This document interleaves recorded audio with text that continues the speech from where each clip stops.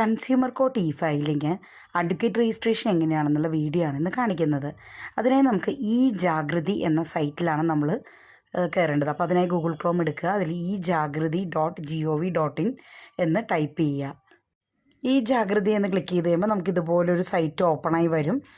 അപ്പോൾ അതിൽ നമ്മൾ സെർച്ച് ബട്ടൺ കൊടുത്തു കഴിഞ്ഞാൽ നമുക്കിപ്പോൾ കേസിൻ്റെ ഡീറ്റെയിൽസൊക്കെ അറിയാനാണെങ്കിൽ ഇവിടെ കൊടുത്താൽ മതി. നമുക്കത് ഡീറ്റെയിൽഡായിട്ട് അറിയാൻ പറ്റും. പിന്നെ നമുക്ക് അഡ്വക്കേറ്റിൻ്റെ അല്ലെങ്കിൽ ഒരു രജിസ്ട്രേഷൻ ചെയ്യണമെങ്കിൽ ഫയൽ ചെയ്യാൻ വേണ്ടി അതിന് രജിസ്ട്രേഷൻ ചെയ്യണമെങ്കിൽ ആദ്യം ലോഗിൻ ചെയ്യണം. അപ്പോൾ ലോഗിൻ ഓൾറെഡി ചെയ്തവരാണെന്നുണ്ടെങ്കിൽ ഓൾറെഡി അവരുടെ ലോഗിൻ പാസ്വേഡും യൂസർ നെയിമും കൊടുത്താൽ മതി. ഇനി അതല്ല ചെയ്തിട്ടില്ലെന്നുണ്ടെങ്കിൽ ഇങ്ങനെ എഴുതി കാണിക്കും. അപ്പോൾ നമ്മൾ രജിസ്റ്റർ ചെയ്യുക, ഫ്രഷ് ആയിട്ട് രജിസ്റ്റർ ചെയ്യുക. അപ്പോൾ രജിസ്റ്റർ ചെയ്യണമെന്നുണ്ടെങ്കിൽ ആദ്യം തന്നെ നമ്മുടെ നമ്പർ കൊടുക്കുക, മൊബൈൽ നമ്പർ നമ്മൾ ടൈപ്പ് ചെയ്ത് കൊടുക്കുക. അടുത്തതായി ഇമെയിൽ ID ടൈപ്പ് ചെയ്യുക.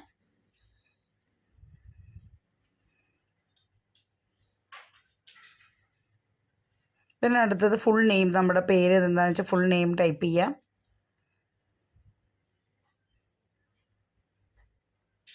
പാസ്വേഡ് കൊടുക്കുക. പാസ്വേഡ് എല്ലാവർക്കും അറിയാവുന്ന പോലെ തന്നെ ഒരു ക്യാപിറ്റൽ ലെറ്റർ, ഒരു സ്മോൾ ലെറ്റർ, പിന്നെ ഒരു സ്പെഷ്യൽ ക്യാരക്ടർ, പിന്നെ നമ്പേഴ്സ്, ഇതെല്ലാം കൂടെ അക്യുമുലേറ്റ് ചെയ്തതായിരിക്കണം.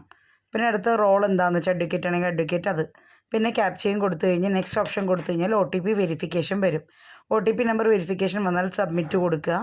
സബ്മിറ്റ് കൊടുക്കുമ്പോൾ നെക്സ്റ്റ് പേഴ്സണൽ ഇൻഫർമേഷൻസ് ആഡ് ചെയ്യാൻ പറഞ്ഞിട്ട് ഉള്ളൊരു ടാബ് വരും. അപ്പോൾ അവിടെ പേഴ്സണൽ ഇൻഫർമേഷൻസ് ആഡ് ചെയ്ത് കൊടുക്കുക. ഫോട്ടോ വേണമെങ്കിൽ ഫോട്ടോ ആഡ് ചെയ്ത് കൊടുക്കാം. അന്നേരം നെക്സ്റ്റ് അടിക്കുക. അപ്പോൾ നമ്മുടെ അഡ്രസ്സ് ഇൻഫർമേഷൻ ചോദിക്കും, അവിടെ പെർമനൻ്റ് ആണോ പ്രസൻറ്റ് അഡ്രസ്സ് ആണോ എന്നുള്ളത്. അപ്പോൾ അഡ്രസ്സ് അവിടെ ടൈപ്പ് ചെയ്ത് കൊടുക്കുക.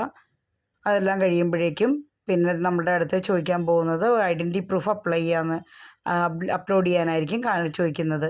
അപ്പോൾ ആധാർ കാർഡ് ആണെങ്കിൽ ആധാർ കാർഡ്, അതിൻ്റെ നമ്പർ താഴെ ടൈപ്പ് ചെയ്ത് കൊടുക്കുക. അതുപോലെ തന്നെ ID പ്രൂഫ് ഏതെങ്കിലും ചോദിക്കും. അപ്പോൾ അത് ID പ്രൂഫ്, ആധാർ കാർഡ്, പിന്നെ അടുത്ത ബാർ കൗൺസിൽ ഓഫ് കേരളയുടെ അഡ്വക്കേറ്റ് ആയതുകൊണ്ടാണ് കേട്ടോ അത് ബാർ ID ചോദിക്കുന്നത്. അപ്പോൾ നമ്മുടെ എൻറോൾമെൻറ്റ് നമ്പർ നമ്മളതവിടെ ടൈപ്പ് ചെയ്യും. അതിനുശേഷം ബാർ കൗൺസിലിൻ്റെ ID പ്രൂഫും ഞാൻ കൊടുക്കുന്ന ആധാർ കാർഡാണ്, രണ്ടും ഞാനവിടെ അപ്ലോഡ് ചെയ്ത് വിടും.